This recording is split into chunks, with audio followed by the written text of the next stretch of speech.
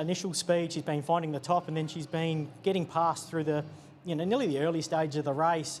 Last week, she really picked herself up and closed off late. What do you think that's about? Yeah, just between the ears. Maybe, and she might be turning into a genuine star where she doesn't have that mid-race brilliance anymore. So the race setup for her is a little bit sticky because Passmark, Flying Envy, Shake and Bake and Groovebird are the 4 dogs drawn immediately on her outside. And as Jeff touched on, they want to go forward. For all of them runners to most probably win this event, they're going to have to be 1-2 in running. So they're going to really be asking Ethanol Water plenty of early questions. And then I think that sets up for boxes 6 and 8, to be brutally honest. They're the 2 X-Factor dogs. They're the 2 strong dogs.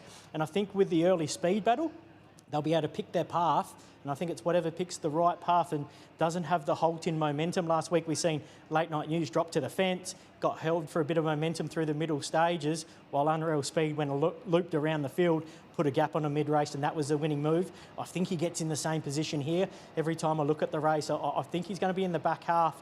Then he'll be on the outside, which I think he'll be happy to be, and then he'll be able to go through his gears, show that X-Factor that he's got through the mid-section, pick him up, roll to the top, and then third 700, he should be ready to peak here. Oh, this is exciting. The first of the Group 1s, and just to see what happens in the early part of this race, because I'm still waiting to see what Ethanol Water does and maybe just run right through the 600-metre boxes tonight. I'm not sure. I just don't know what to expect, because I was actually quite enticed, because I think with Ethanol Water, if she was to get through that period and tonight maybe just acclimatise to the meadows, I don't know what it is, she's going to be very, very hard to catch with a mind on the job, but a lot to play at. And on what we've seen form here, might succumb to that pressure early. Well, the first half of the race is going to be make or break for her. Most probably when they've gone a half a lap. If they hit the winning post the first time and she's in front and holding that margin and holding the lead and dictating from the front, we've seen last week how strong she is at the back end of races. She's had the grounding for 700 under her belt. I think the question mark's going to be in the first 200 metres when she rolls to the top and the pressure comes from boxes 2, 3, 4 and 5 in the early stages.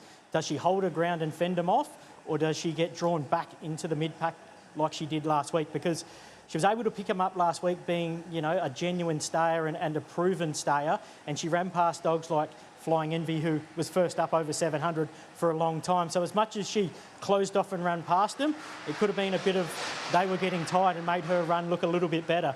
But nonetheless, she is a multiple group winner. She comes up with box 1. She's firm in the market, but she'd need to do everything right to capitalise on that. I see you've got a Group 1 winner there at a ridiculous price, in for third in Irish Millie.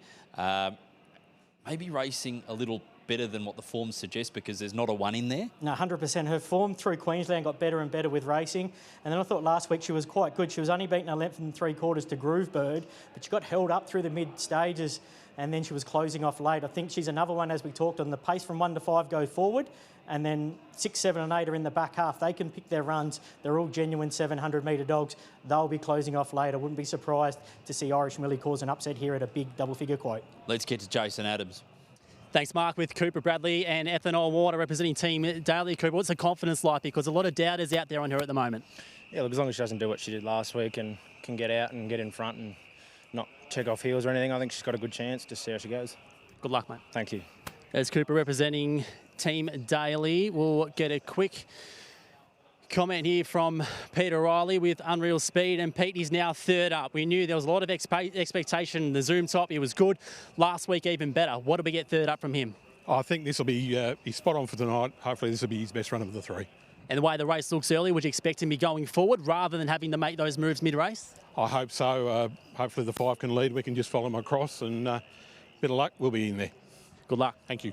Peter Riley representing Rob Britton there. Let's have a chat to John Hughes, who's got Late Night News, and a little bit like Unreal Speed, but different circumstances. He's now in a few looks here at the Meadows. What's the expectation tonight? Well, he's travelled quite good down here, and I think he should go all right. As long as you get, it's when you race against this calibre of greyhound, like anything's bloody an uncertainty, but he'll be in there.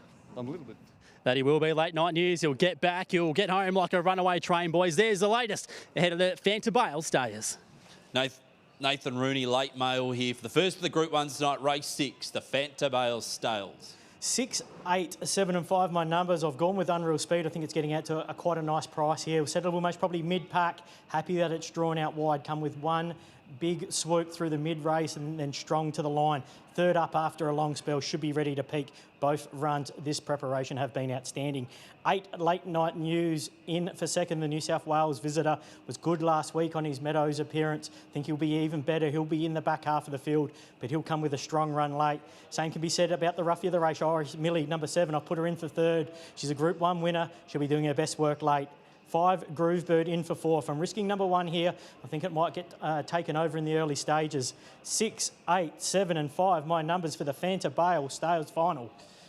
Indeed, the Britons dominate this race. 3 for Jeff, and Rob Britton has the favourite in Unreal Speed. Nathan Rooney's on top selection for the first of the Group 1s tonight. Here's James Vandermark. 3 Group 1s. And they're loading well for the Fanta Bale Stayers, named after Miss Versatile herself, Fanta Bale. What a star she was. Let the test of attrition begin. The Stayers are ready, chasing Group 1 glory. Stand by, the green light. They're set now. And they're racing, and from the middle, Groovebird jumped very, very quickly. Straight over to lead by 3 to Unreal Speed, who gets a nice clean run to go after the leader. A length and a half then to pass mark from Irish Millie, who's fairly close, ahead of Late Night News. And then Ethanol Water, and back at the end of the field, Shake and Bake and Flying Envy as Unreal Speed. Cut loose mid-race and Storm to the lead. Out by 3 lengths over Groovebird. Pass mark starts to run on. And then Irish Millie from Ethanol Water, Late Night News. A break to Shake and Bake and Flying Envy. It's Unreal Speed, the leader. He's 2 or 3 lengths in front over pass mark. Irish Millie's about to run on hard down the middle. It's Unreal Speed, the leader. He's all out, but he'll win the Fanta Bale. Unreal Speed by a length to pass mark, and third Irish Millie. She was barrelling down the outside ahead of Late Night News. Then Ethanol Water from Groovebird, who didn't stay it out tonight. Back with Shake and Blake and Flying Envy, one at the last. It's 42-52. And the X Factor Superstar has got the Group 1. The X Factor with who knows what ahead of him, Peter Riley, Unreal Speed. That was a pretty easy watch. It was. I'm a very nervous watcher, but he jumped well. The 5 led him into the race. He's got a clean run. You don't get hit. You've got a dog of quality. You've got to be a chance. Pass mark was threatening. Did you think there was a chance he was going to get him? Oh, absolutely. I mean, it's not over until you're over the line. So, yeah, very happy with the run. Let's see where we go from here. We know the storyline behind this boy. He was going to start favourite in the Sandown Cup last year before he was scratched. We didn't see him until a couple of weeks ago. So what sort of credit do you give the master, Robbie Britton, to get this boy back to where he is now? They don't call him the Bart Cummings of greyhound racing for nothing. What he can do with this stayer is amazing. To get this bloke back from the injuries he's had, and it's wonderful to be a part of, and it's wonderful to watch. What do you feel is possible for the rest of 2025 with Unreal Speed? Oh, if you can get clean runs like that, anything's possible. I mean, there's that many good races around for stays these days, and if you've got a decent stayer like he is, you can win a lot of money. Hopefully he can. If we can keep him sound, he's a happy dog, so that's not a problem. So we'll see where we go from here. And lastly, a lot of sentimental value as well, being the Fanta Bale Stayers as well, the golden girl of the camp going back. What would it be, 7 years now? Yeah, I reckon it was 2018 she won.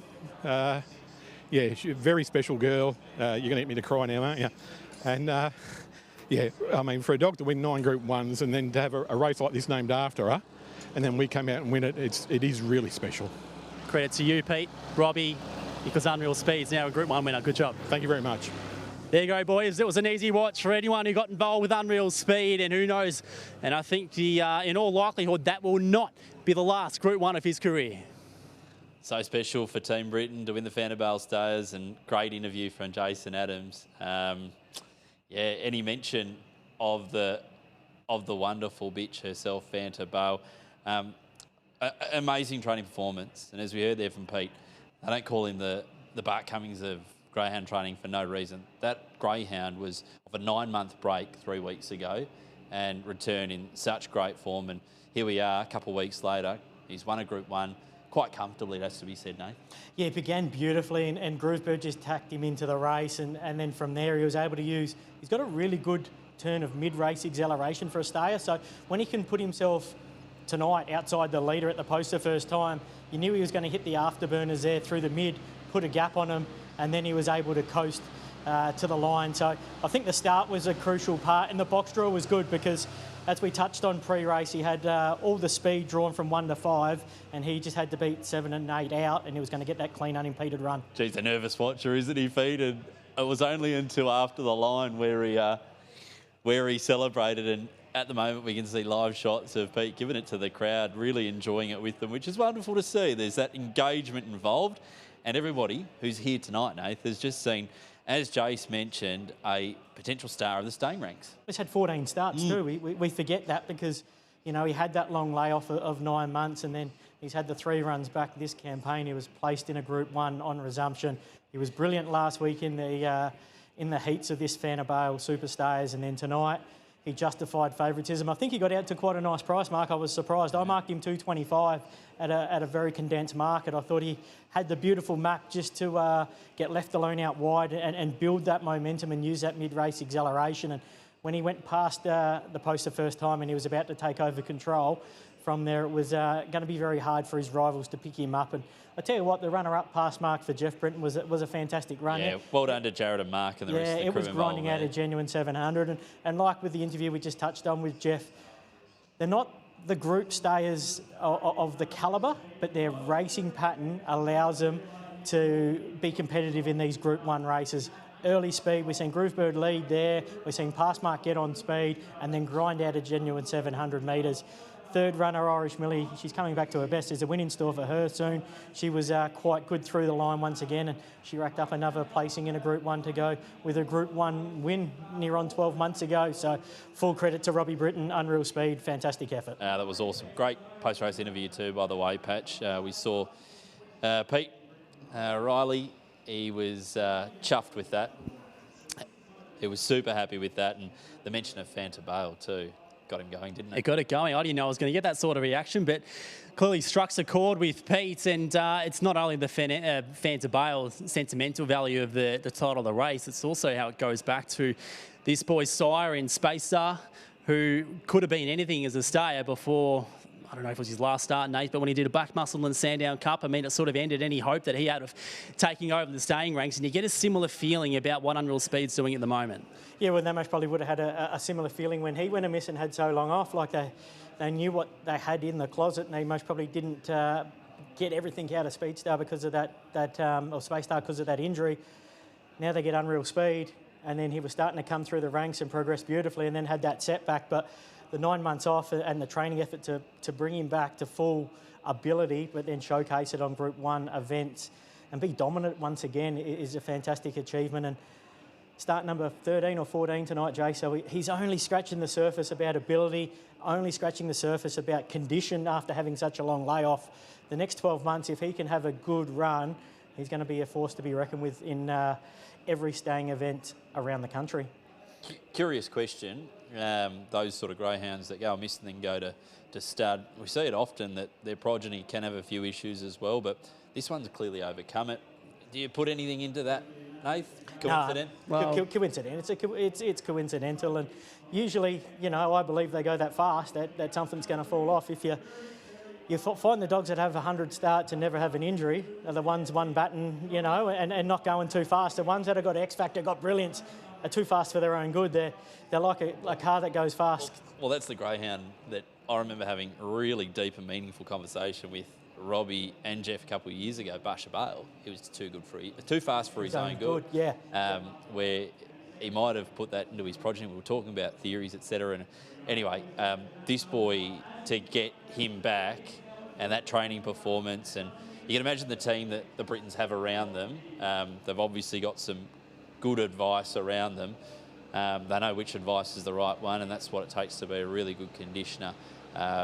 Just another staying feature for Robbie Britton. Yeah, one of the goats of the staying ranks, that's for sure. And look, he did say on radio a couple of weeks ago that this boy's built like a giraffe. And when asked about I knew the confidence was quite high going into the Zoom top from them. And I mean, he only had a couple of trials leading in, with the most of those being over 500 metres. But given the confidence they had, I thought they felt this boy was about to let rip in all these feature staying events. But when I asked Robbie, like, what's your ambitions? What do you hope for this boy for the rest of the year? And he said, just to keep him in one piece. So it sounds like that's going to be the challenge.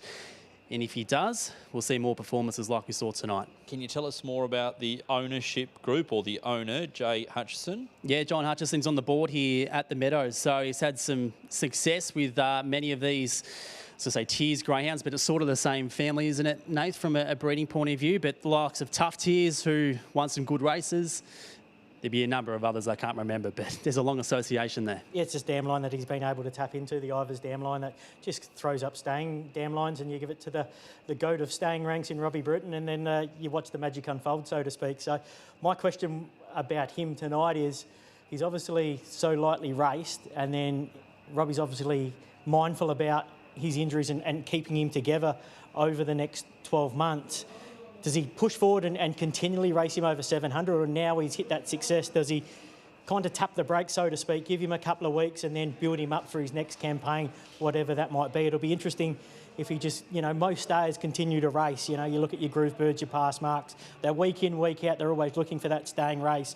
They're constantly travelling around the nation and having a go at it, and that's why they grind out a genuine 700. With him, it'll be very interesting if Robbie just, picks the eyes out of the calendar and then just holds him back, gives him a few weeks, knows what he needs to get him ready on race day. Obviously, we've seen that with how he's prepared him after a 9-month let-off. So just be really interesting going forward how much racing we see of him moving forward. They're probably quite different situations when we speak about a Pass Mark or a Groove Bird, where they don't win every week, so there's still a chance to go around in graded races at the city tracks over the 700, where Unreal Speed is probably going to have to run into that hurdle at some point in time. But I guess when we speak about staying features and how many of them are available, it's probably a blessing for him that it's not exactly back-to-back events that he's got to back up for. There is time in between. So, look, short-term plans, I'm not sure what that'd be, but the obvious one's got to be the Association Cup at Wentworth Park through the Golden East 3 Carnival. Yeah, and he'd have to get up there and have a look at the track, and that's what I mean. Does he look at the Group 1 race and the group calendar and go, okay, that's our next move, how am I going to get him there?